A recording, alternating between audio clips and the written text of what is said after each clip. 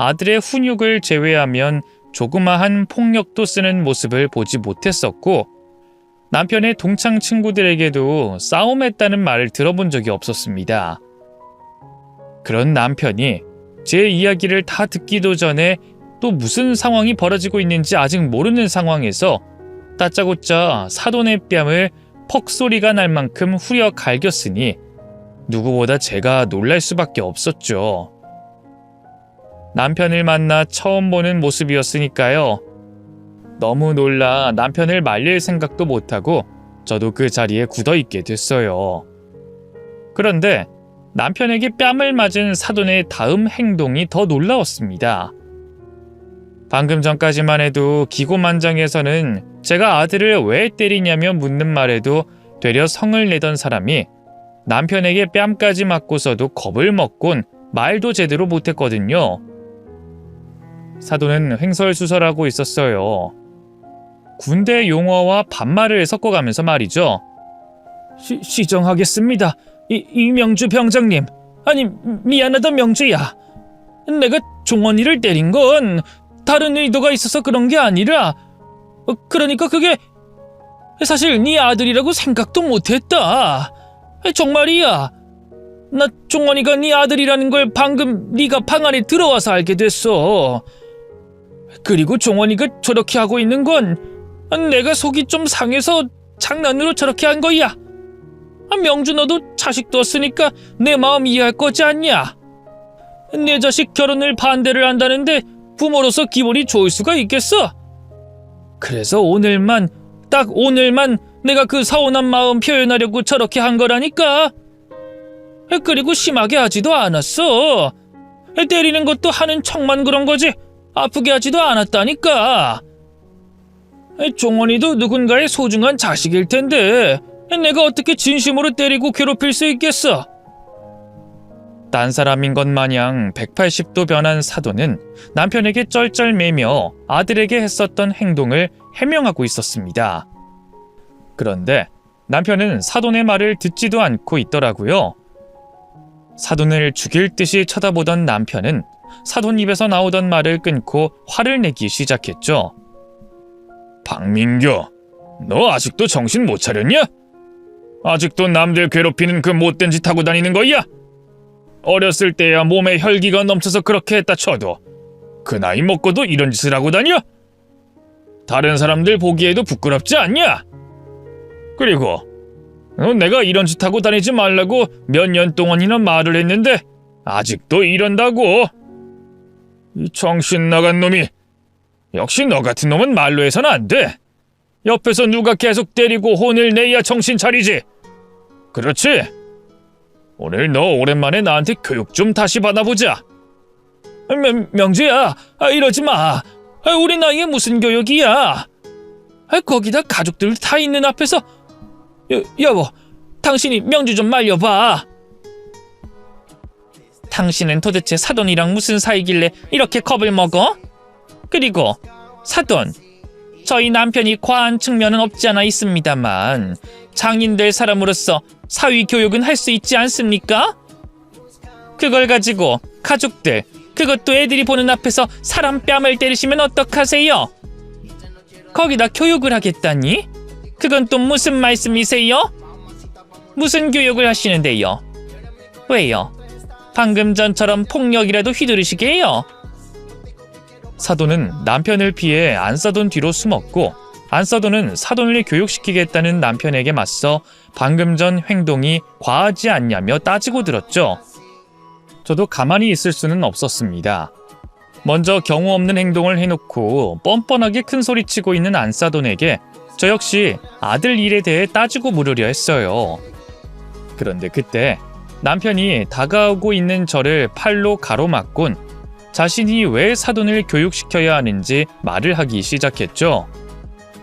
내가 원래 저놈 교육시키던 놈입니다. 내가 저놈 인간 만들어주던 담당 선생 같은 사람이었다고요. 야 박민규, 네 입으로 말해봐. 너 지금 그만큼 사는 거 누구 때문이야? 내 교육 없었으면 너 이렇게 살았을 것 같아? 무슨 말씀하시는 거예요? 우리 남편을 그쪽이 인간 만들었다니, 담당 선생이라니. 그 말들이 도대체 무슨 말이냐고요? 말 그대로입니다. 내가 어렸을 적부터 저 자식 인간 만든다고 내 공부하는 시간까지 줄여갔던 사람이에요. 박민규 저놈과 나 한 동네에서 태어나고 자랐고 학창시절 내내 같은 학교 다녔던 사이입니다.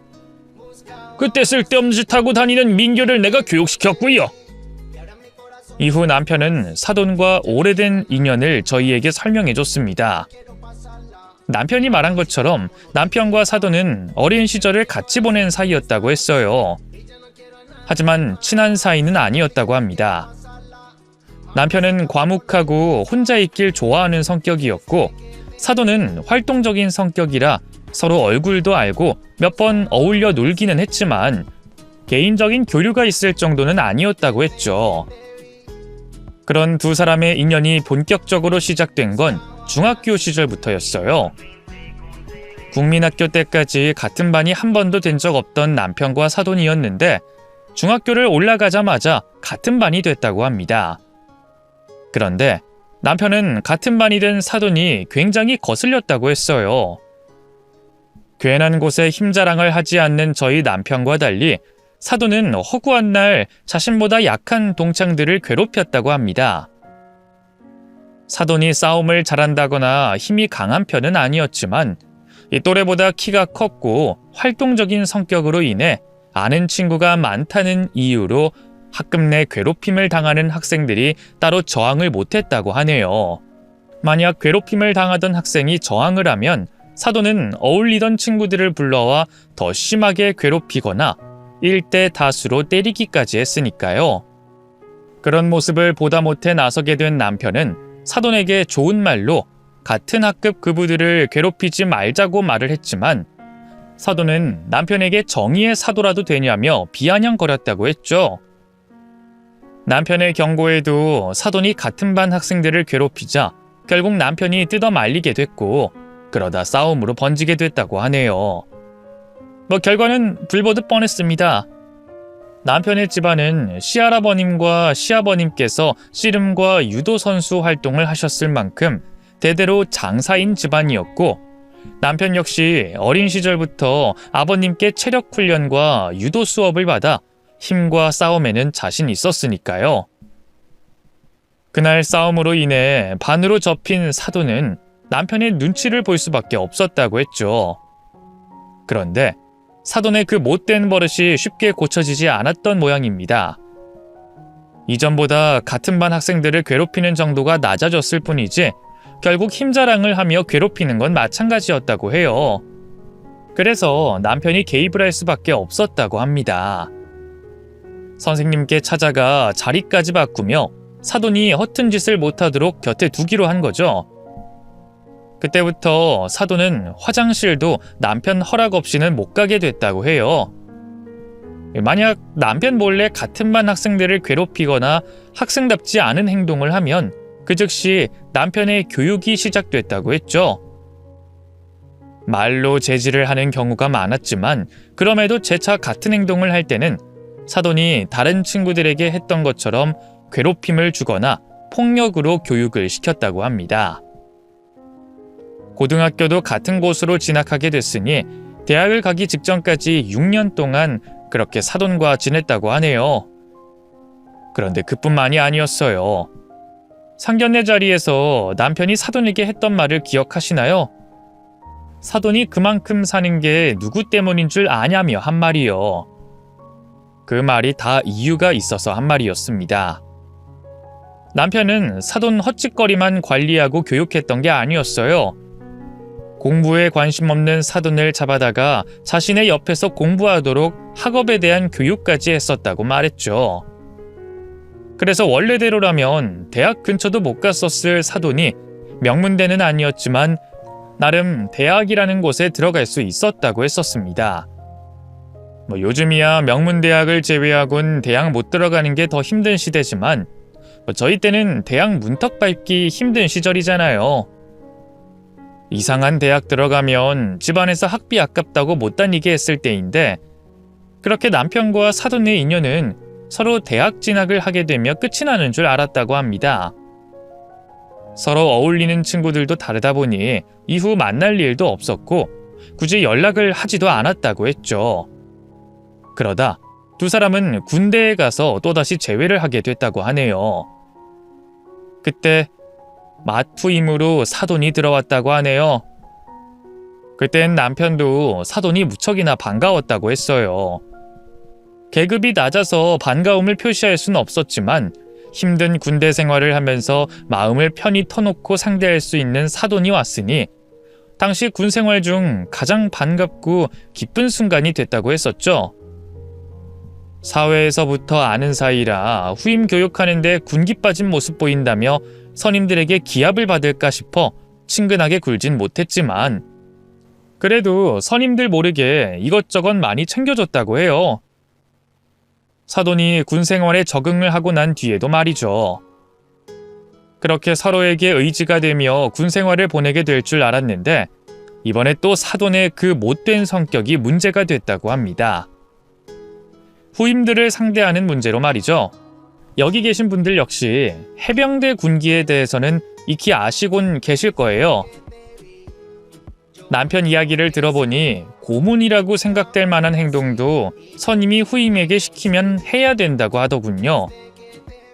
남편은 천성이 사람 괴롭히는 걸 이해 못하고 싫어하는 편이라 계급이 올라가면서도 이유 없이 후임을 괴롭히지 않았다고 합니다. 자기 기분이 나쁘다거나 장난을 친다고 후임을 괴롭힌 적이 없었다고 했죠. 물론 선임들이 있었기 때문에 어쩔 수 없이 집합을 걸고 기강을 잡는 경우는 있었지만 개인적인 일로는 절대 건든 적이 없다고 했었죠. 그런데 사돈은 정반대였다고 합니다. 오히려 군대 내에서 더 악랄하게 행동했다고 했었죠. 하기사 기수 차이로 계급 하나로 절대 권력을 얻게 되는 구조다 보니 이 사람을 밑에 두는 걸 좋아하는 사돈 성격에는 최적의 환경이 됐을 거예요. 그래서 정말 악랄하게 후임들을 괴롭혔다고 합니다. 못된 짓을 하는 선임들이 혀를 내두를 정도로 말이죠. 다른 선임들은 사돈이 선을 넘는 행동을 후임들에게 해도 따로 제재를 하지 않았다고 했어요. 그렇게 해야 후임들의 군기가 잡힌다고 생각했고 혹시 문제가 돼도 사돈이 혼자 덤터기를 쓸 테니 남의 고통을 강 건너 불구경하듯 지켜보고만 있었던 거죠. 이번에도 남편은 그 상황이 거슬렸다고 했습니다. 군대를 나가서는 다 같이 친구하고 형동생하는 사이일 텐데 겨우 몇 주 먼저 들어왔다는 이유 하나로 말도 안 되는 억지를 부리며 사람을 괴롭히고 있었으니까요. 그렇다고 마투임인 사돈에게 곧장 혼을 내기에는 다른 선임들 눈치도 보이고 후임들 군기 잡는 데 좋을 것 같진 않아 따로 불러 적당히 하라고 말을 했다고 합니다. 그런데 그땐 사돈이 겁을 상실했던 때였다고 했어요. 남편보다 선임인 사람들이 후임들을 괴롭히는 사돈의 행동에 웃고 즐기고 있었으니 든든한 백을 뒀다고 생각하고 말이죠. 보통 사람들이라면 자신이 괴롭힘을 당하는 것도 아니고 사돈이 등에 업은 선임들이 무서워 가만히 있었을지도 모르겠지만 남편은 달랐습니다. 그렇다고 가만히 있을 사람이 아니었죠. 남편은 그날부터 이제까지 단 한 번도 후임들에게 하지 않았던 해병대 악습과 기합을 사돈에게 줬다고 했습니다. 남편 성격이 한다고 하면 이 악물고 도를 넘어서까지 하는 성격이라 아마 학창시절 교육을 받았던 것보다 몇 배는 더 힘든 일을 겪었을 거예요.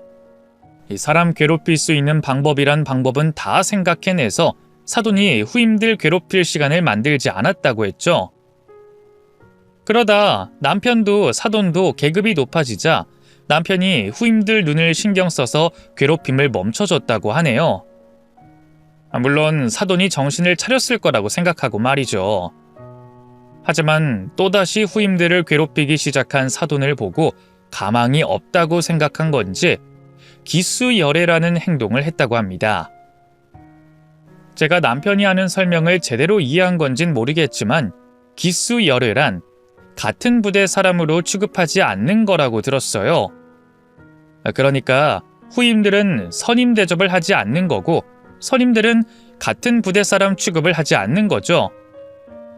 그런다고 사돈의 못된 성격이 고쳐지는 건 아니었지만 어쨌거나 후임들은 사돈의 괴롭힘에 벗어날 수 있게 됐다고 했습니다. 이후 남편은 군대를 전역하기 전까지 사돈에게 몇 번이나 정신 좀 차리라며 그 못된 성격을 고치라고 조언을 했다고 말했어요. 전역을 하고 나서는 사돈을 다시 만나지 못했다고 했고요.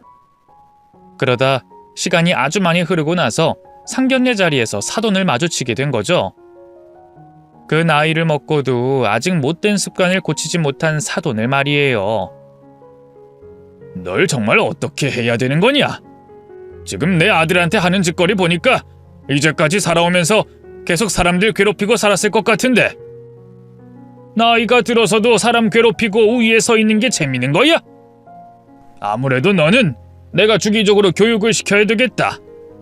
오늘이 내가 너한테 오랜만에 다시 교육하는 날이 될 것 같고 이리 와서 네 가족들에게 네가 어떻게 살았는지 한번 보여주자. 명주야, 이러지 마. 네가 생각하는 그런 거 아니래도 그 뭐야, 그 투정. 그래, 그 투정 같은 행동이었어. 자식 결혼 문제로 너도 내 입장이었다면 기분 나빴을 거 아니야. 그래서 다 같이 모인 자리에서 가볍게 웃고 끝내려고 한 행동이라니까. 앙금 하나 없이 너를 대하려고. 진짜 세게 때리지도 않았어, 정말이야. 늙어서 그런가? 어째 예전보다 변명하는 실력은 떨어졌다. 너 정원이 제 꼴을 보고도 그 말이 나와? 조용히 하고 우리 오랜만에 만난 회포나 풀자. 남편은 사돈의 말에도 아랑곳하지 않고 혼쭐을 내주기 시작했죠. 안사돈과 며느리가 제 남편을 말려보려 했지만 자기들도 제 아들에게 한 행동들을 직접 보고 방관을 해서 그랬는지 적극적으로 말리진 못하고 있었죠. 이후 사돈을 엉망으로 만든 남편은 아직 화가 덜 풀렸지만 딱 우리 아들이 당한 만큼만 되돌려주는 거라고 말을 하곤 사돈 교육을 멈췄어요. 그리곤 아들에게 이래도 이 집안 사람과 가족이라는 인연을 맺고 싶냐고 물었죠. 넌 이래도 이 집안 사람들이랑 한 가족으로 지내고 싶냐? 부모가 말리는 결혼 끝까지 하겠다고 나서서 결국 그 꼴 그 모양이 되니까 이제 속이 시원해? 네가 말했던 그 잘난 집안의 사위 대접이 이거야? 정신 나간 놈. 이제까지 너 잘 되라고 잔소리했었고 네가 뻔히 낭떠러지로 가는 선택을 해도 존중해 주려고 했다. 나는 내 자식이 낭떠러지로 떨어지는 꼴을 볼 수 없으니까 반대를 하다 보니 너랑 대립을 하게 됐지만 근데 오늘부로 너랑 대립하는 것도 그만하련다. 결국 된장인지 똥인지 찍어 먹어봐야 성이 풀리겠다는 놈한테 말해서 뭐해? 이 결혼 네 마음대로 해라. 우리 없이 식을 올리든 말든 신경 안 쓰고 말리지도 않을 테니 너 하고 싶은 대로 해. 당신도 이런 놈한테 휩쓸릴 필요 없어. 하나 있는 아들이란 놈이 매번 부모한테 이런 모습이나 보여주는데 뭘 기대해? 이제 우리 두 사람만 잘 살고 잘 지낼 걱정해. 저 녀석은 지 장인 되는 놈한테 얻어 터지든 고문을 받든 지가 좋아서 선택한 일이니 신경 쓰지 말고. 아들에게 마음대로 하라는 말을 남긴 남편은 저를 데리고 집으로 갔어요. 한다면 꼭 하고야 마는 남편이었기 때문에 아들 일에 대해서 다시 생각해보라는 말은 꺼낼 생각도 안 했습니다. 저도 아들에 대한 실망감이 크기도 했고요. 부모 반대 무릅쓰고 하게 된 결혼이면 자신 말 맞다나 좋은 모습을 보여줘도 모자란 마당에 장인이 말도 안 되는 이유로 맞으라고 한다고 맞고 얼차려까지 받고 있었으니 저도 아들에 대한 실망감이 이만저만이 아니었죠. 제가 남편만큼 모질 수 있을진 모르겠지만 저도 이번 일을 예전처럼 아들 편에 서서 넘어가지 않으려고 했어요.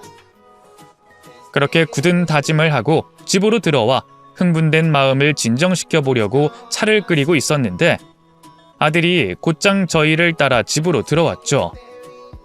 집으로 들어온 아들은 저와 남편 앞에 무릎을 꿇고는 잘못했다며 빌기 시작했습니다. 아버지, 어머니, 제가 잘못했어요. 앞으로는 제가 멍청한 짓 하지 않을게요. 제 고집만 부리지 않고 두 분 말씀 새겨 듣겠습니다. 그러니 화 푸세요. 결혼 때문에 이런 거라면 소용없다. 우린 네 결혼 말리지 않아. 이 사람도 그러기로 했어. 어차피 너 이전에 결혼하겠다고 고집 피울 때 우리 허락 없이 혼인신고하겠다며. 이제 말릴 사람 없으니 네가 원하는 대로 해라. 그리고 이제 그 집 사위가 아니라 아들놈이 돼서 잘 먹고 잘 살면 된다. 우리도 너한테 자식 노릇 바라지 않을 테니 아까 말한 것처럼 그 집 종이 돼서 처맞고 살든 백년 손님 대접을 받든 이젠 우리와 상관없는 일이야. 저 혜민이랑 결혼 안 해요. 아버지 어머니 나가시고 나서 결혼 없었던 일로 하자고 말하고 나왔어요.